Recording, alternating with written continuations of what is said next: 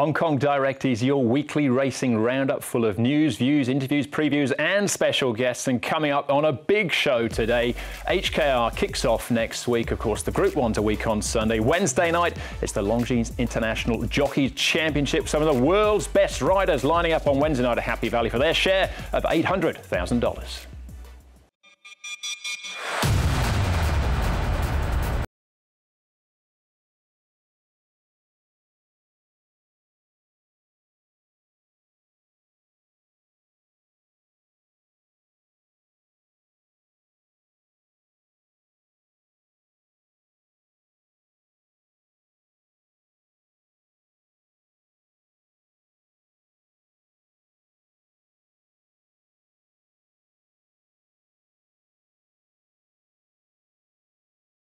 That kicks off the week then on Wednesday. Now, I'm flying solo on the show today. We've got so much to pack in. We'll be catching up with Karis Teetan a little bit later. Last year's winner of the IJC, Steve Railton, who's a steward here and chairman of the licensing committee, who's been chasing these jockeys to get them to line up on a Wednesday night. And we'll hear from Casper Fownes a little bit later on the show as well about his chances of the weekend. Of course, we've got a programme coming up on Sunday, a turf and all-weather programme to look at there. But IJC is our main focus, and two new names on the list who have a big fan base in the UK and Europe, but a new name to us here in Hong Kong. That is Hollie Doyle and Tom Marquand.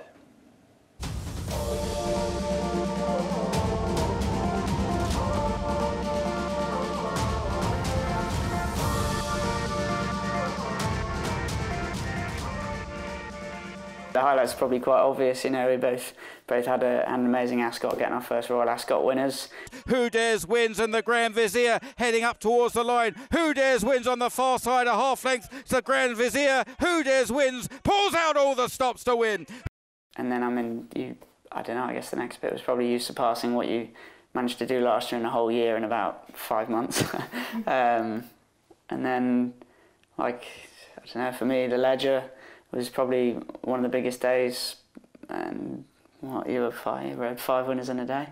Yeah, no, Windsor was a good day. Had 5 winners, 5 different trainers, so that was a day to remember. But Royal Ascot also was a huge day for me. I've always dreamt of riding Royal Ascot winner, and to have done it on Scarlet Dragon, he's been such a good horse for both of us, really.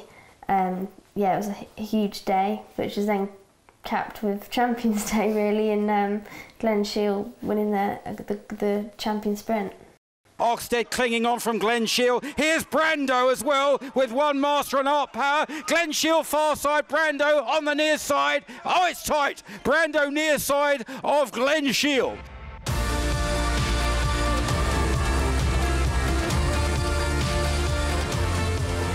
Yeah, I mean, look, sort of, you know, I'm very lucky that I spent a lot of time in Australia the last few years, and I'm planning to again this year. Wherever there's good racing is wherever I'm happy to be. So, you know, this opportunity to come over to Hong Kong and ride on sort of such major race days is huge, and it's something that I hope will always be a part of my career, because you know, that going somewhere and competing is always enjoyable. Yeah, it was. You know, I was pretty shocked that I was considered to take part, but it's going to be a huge privilege to ride alongside the likes of Ryan Moore and William Buick in such a highly thought of competition.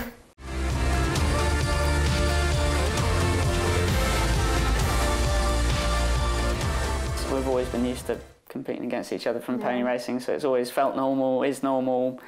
You know, it'd be different if we hadn't grown up in the way we did, but we're just used to it now. But neither of us are shouters, so there's particular lads in the weighing room that you'd always know where they are because you can hear them first, but neither of us are one of them.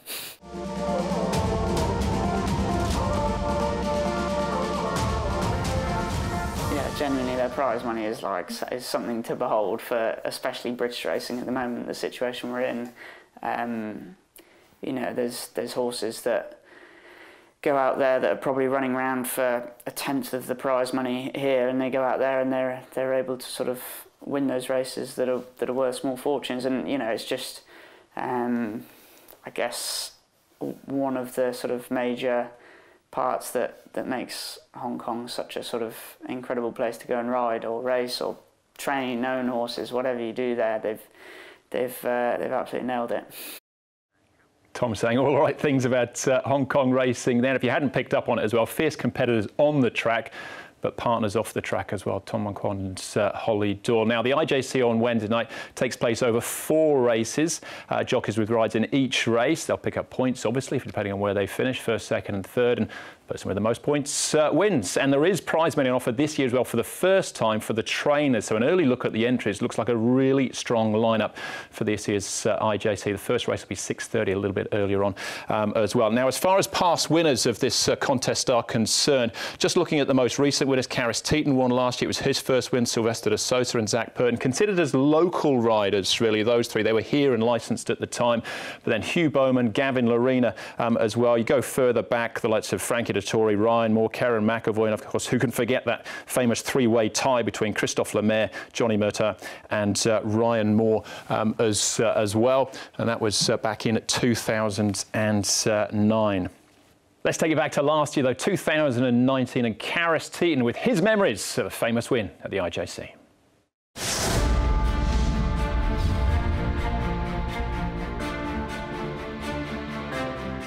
It was a great experience. Of course, you know, looking back now, I still remember the day before racing when I knew I had some decent rides and with the decent draw. So everything was coming to reality and everything was, you know, getting to me. And I had to try, of course, keep my cool and you know, take it as it comes. And you know, eventually the night went on and it was a fantastic night. Out wide of Flying Genius and G-Unit further out with Everbrave. Down they come. Leader is Flying Genius here. Flying Genius for Ryan Moore, leading over Very Sweet Orange. Happy Good Guys late, but Flying Genius wins the first.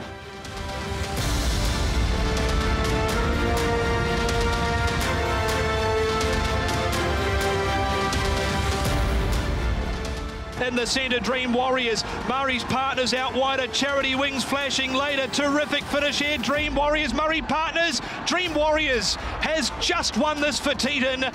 Yeah, that was, of course, I think where I won the championship with that horse. Of course, I knew him pretty well from riding him the previous time. He was not an easy horse, but from the good gate, he had a perfect position. And when he fight on, and of course I had Joe and Zach both on either side, and you know, when he got his head down, I thought, okay, that's a good start, and it sort of gave me confidence to go on to the other horses.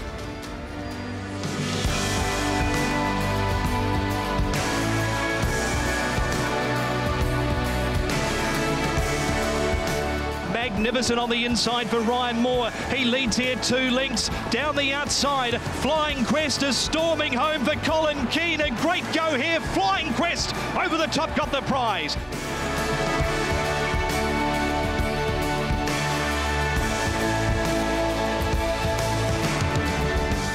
High Revs flying home down the outside. The Hulk, Glorious Dragon. He's dashing late to the line. Glorious Dragon got up to beat the Hulk. Heads up, heads down, because I finished off pretty strongly, but you know, I knew there was a few horses on my inside. I knew, you know, I would be getting there, but I was not sure.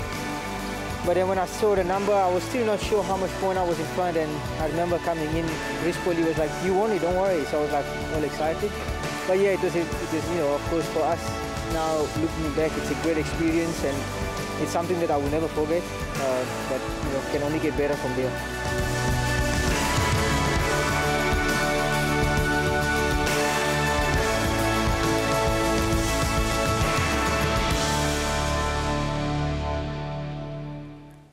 So Karis will be back to defend his title on a Wednesday night. Ryan Moore, Vincent Hope back here. No Colin Keane this time. Neil Callan's a new name on the list, though, as well, of the local jockeys. Of the 12 competing on Wednesday night at the IJ, so she should be a fantastic competition. We'll hear from Ed Sadler and Steve Railton talk about the makeup of the competition as well in part 2. Also to come, we'll be looking ahead to Sunday's programme at Chartin, the best race on the programme. That's a Class 2 on the dirt, the final race of the day. So stay with us, plenty more to come.